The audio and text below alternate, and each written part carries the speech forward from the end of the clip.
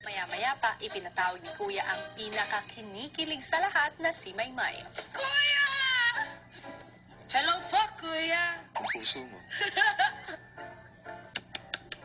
Bakit pa ang saya-saya mo? Kumalma ka nga. Kasi nga artista sila, Kuya. Nakikita ko lang sila sa TV. Ngayon, Kuya, makakasama ko sila! Oh my God! Si Kuya Sus! So love me like you do, la la love me like you do. Silang dalawa ni Ate Dawn ay sobrang ganda.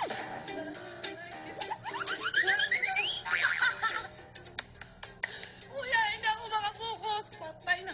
Pero sobrang saya ko talaga, Kuya. Parang panaginip talaga na, hala! Samantala, sa loob ng bahay, si Big Winner Jimboy nagbibigay naman ng tip kina Marco at Edward. Kaya alam nyo, lahat ng bagay na tututunan, yung talagang magsigit. Ako lang, hindi. Si Maymay naman mukhang nahimasmasan na sa confession room. Alam ko na hilig mo ang pagsasayaw. Opo. Tarang kinder pa ako, Kuya, nasasayaw na ako nung pagka-graduan ko, Kuya, doon na, sa school namin, nakita nila na medyo marunong ako magsayaw. Doon na nag-pearly shell, na sayaw ko yung pearly shell, Kuya, 3 kami. Ako yung leader. Pearly shell, pearly ocean. Anong natutulong sa'yo ng pagsasayaw? Masaya ako. Kapag sumasayaw ako, masayang-saya ako. Maymay, kaya kita pinatawag. Nais kong ipaalam sa'yo para sa linggong ito, ikaw ang magiging task leader.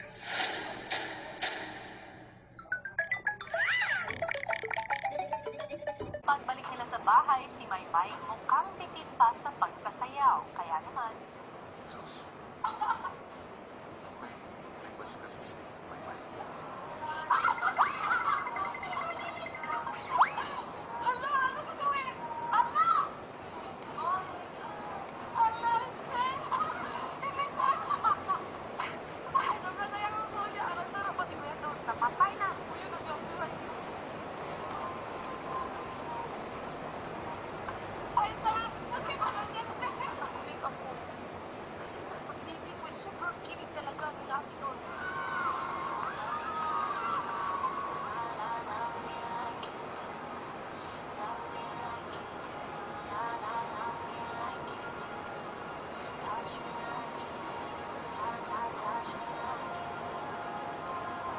Ano nga kita?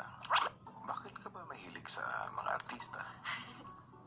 Kasi kuya, kapag nakita ko mga artista, parang feel ko na artista na rin ako. Ganoon. Parang feel ko, balang araw, aabot din ako dyan, magkikita. Ganon kuya, hindi ko alam. Pero bakit sa dinami-rami ng mga artista na iidolohin? Si Enrique ang pinasa itaas mo.